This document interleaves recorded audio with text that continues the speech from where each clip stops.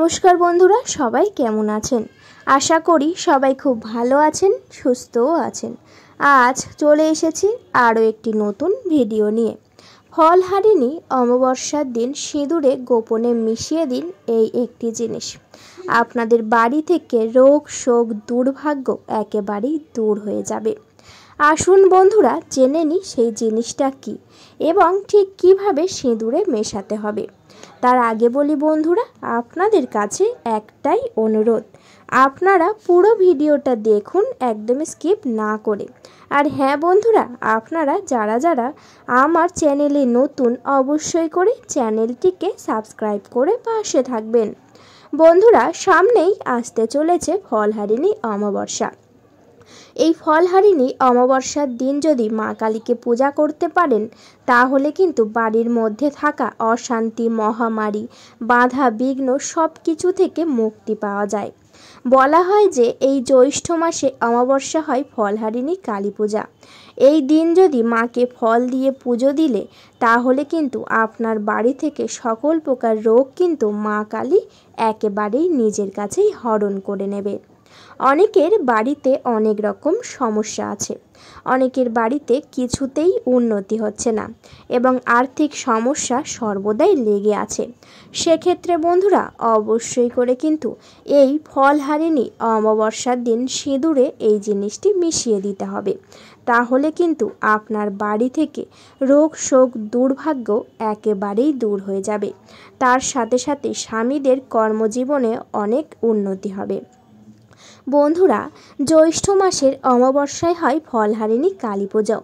এমন দিনে কিন্তু বিভিন্ন অশান্তি, মহামারী সব কিছু কিন্তু একেবারে নাশ হয়। ফলহারিণী অমাবস্যার দিন মা কালীকে অর্পণ করতে হয় যে কোনো ফল। এখন যেহেতু জ্যৈষ্ঠ মাস, এই মাসে কিন্তু বিশেষ বিশেষ ফল পাওয়া যায়, যেমন আম, জাম, লিচু, কাঁঠাল ইত্যাদি। এই সকল ফল নিয়ে কিন্তু মা কালীকে অবশ্যই করে নিবেদন করতে হয়। এই বছর জ্যৈষ্ঠ মাসের অমাবস্যার তিথিতে শুরু হবে 5ই জুন বুধবার এবং সন্ধ্যায় 7:15 থেকে। অমাবস্যার তিথি থাকবে 6 জুন বৃহস্পতিবার বিকেল 5:53 পর্যন্ত। অনেকেই বলে থাকছে যে 5ই জুন এবং 6 জুন পড়েছে এই জ্যৈষ্ঠ মাসের ফলহারিণী অমাবস্যা। যেহেতু মা কালীকে রাতে পূজা করা হয়, সেই জন্যে বেশিরভাগই সবাই কিন্তু 5ই জুন বুধবার মধ্যরাতেই কিন্তু বেশিরভাগই এই ফলহারিণী অমাবস্যায় মা কালীকে পূজা করবে। বন্ধুরা, সব থেকে প্রথমেই চেষ্টা করতে হবে এই ফলহারিণী অমাবস্যার দিন অর্থাৎ বুধবার দিন আপনারা কিন্তু অনেক সকালবেলা ঘুম থেকে উঠে যাবেন। ঘুম থেকে উঠে গিয়েই বিছানাতে বসে মা কালীর নাম স্মরণ করে নেবেন। তার সাথে সাথে কিন্তু সূর্যদেবকে একটি প্রণামও করে নেবেন।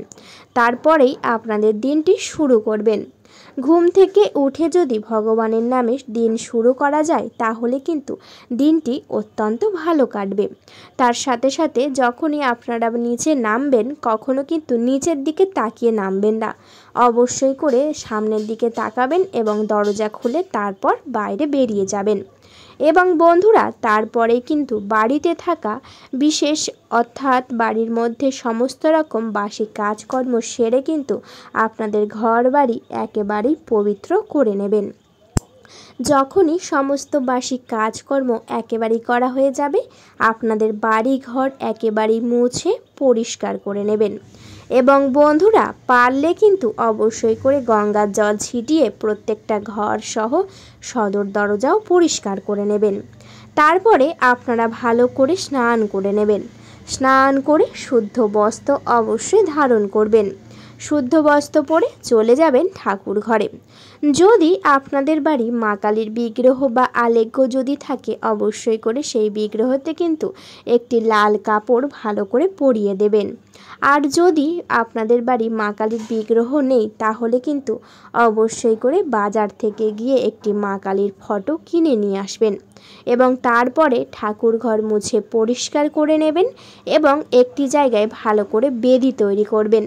বেদি তৈরি করে ভালো করে ফুল দিয়ে সুন্দর করে সাজিয়ে তুলবেন সেই বেদিটা এবং সেই বেদির উপরেই কিন্তু মা কালীর সেই ফটোটি রাখবেন এবং তারপরে একটি লাল কাপড় সুন্দর করে সেই ফটোতে পরিয়ে দেবেন। তার সাথে সাথে কিন্তু অবশ্যই করে লাল জবা ফুলের মালা নিয়ে আসবেন।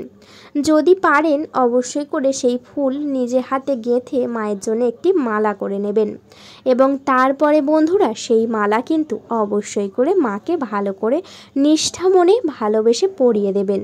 পরানো হয়ে গেলে আপনারা কিন্তু যেমন নিত্যদিনের পূজা করে থাকেন তেমনভাবেই কিন্তু ভোগ নিবেদন করবেন। তার সাথে সাথে অবশ্যই করে এই জ্যৈষ্ঠ মাসের ফলহারিণী অমাবস্যা যেহেতু অবশ্যই করে বিশেষ রকমের ফল দিয়ে মা কালীকে অবশ্যই করে অর্পণ করবেন। তারপরে বন্ধুরা প্রদীপ জ্বালাবেন, ধূপ জ্বালাবেন। তার সাথে সাথে নিয়ে নেবেন একটি পাত্র, অবশ্যই করে পিতলের হোক বা তামার, আপনাদের কাছে যা আছে সেই পাত্র নিয়ে নেবেন এবং বন্ধুরা সেই পাত্রর উপরেই কিন্তু আপনারা দিয়ে দেবেন একটি সিঁদুরের পাতা। বন্ধুরা এই সিঁদুরের পাতাটা কিন্তু আপনারা বাজারে যে কোনো দশকর্মার দোকানে পেয়ে যাবেন। তারপরে বন্ধুরা সেই পাতাটি খুলে অবশ্যই করে সেই পাত্রের উপরে আপনারা সেই সিঁদুরের পাতাটি রাখবেন এবং তার উপরে কিন্তু মায়ের চরণে যে আপনারা জবা ফুল দিয়েছিলেন, লাল জবা ফুল, সেই জবা ফুলের এক টুকরো নিয়ে সেই সিঁদুরের উপর রাখবেন এবং সেই পাত্রটি কিন্তু মায়ের সামনে অবশ্যই করে রেখে দেবেন। তারপর প্রদীপ জ্বালিয়ে, ধূপ জ্বালিয়ে ভালো করে আপনাদের পূজা কিন্তু অবশ্যই করে সম্পূর্ণ করে নেবেন এবং বন্ধুরা তারপরে আপনারা কিছুক্ষণের জন্য বাইরে বেরিয়ে আসবেন যাতে মা নিজের ভোগ গ্রহণ করতে পারে।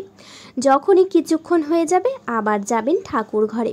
ঠাকুর ঘরে গিয়ে হাত জড়ো করে সকল দেবদেবীর উদ্দেশ্যে অনুমতি চেয়ে নেবেন যাতে যে ভোগ আপনারা নিবেদন করেছিলেন তা যেন তুলে নিতে পারেন।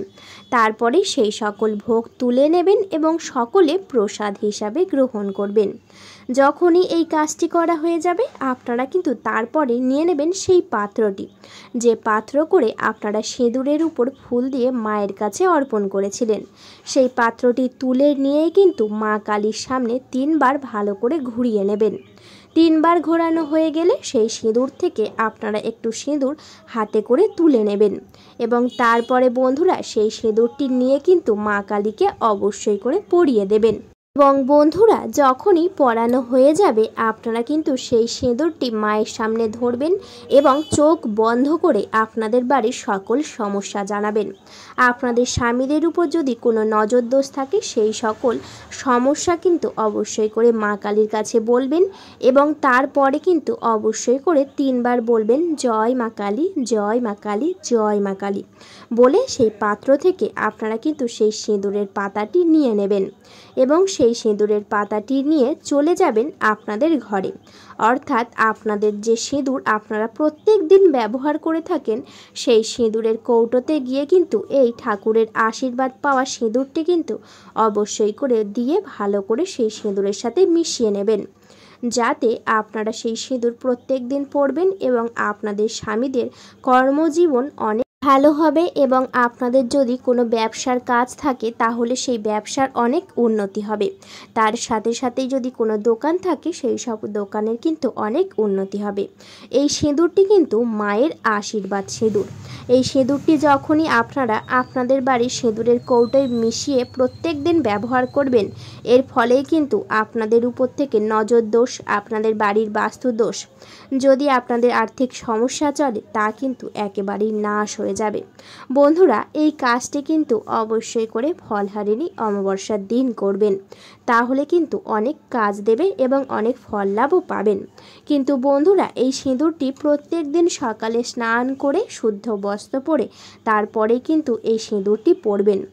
তাছাড়া কখনো কিন্তু আপনারা শুদ্ধ না হয়ে এই সিঁদুর পরবেন না, তাহলে কিন্তু মা কালী অনেক রুষ্ট হবেন।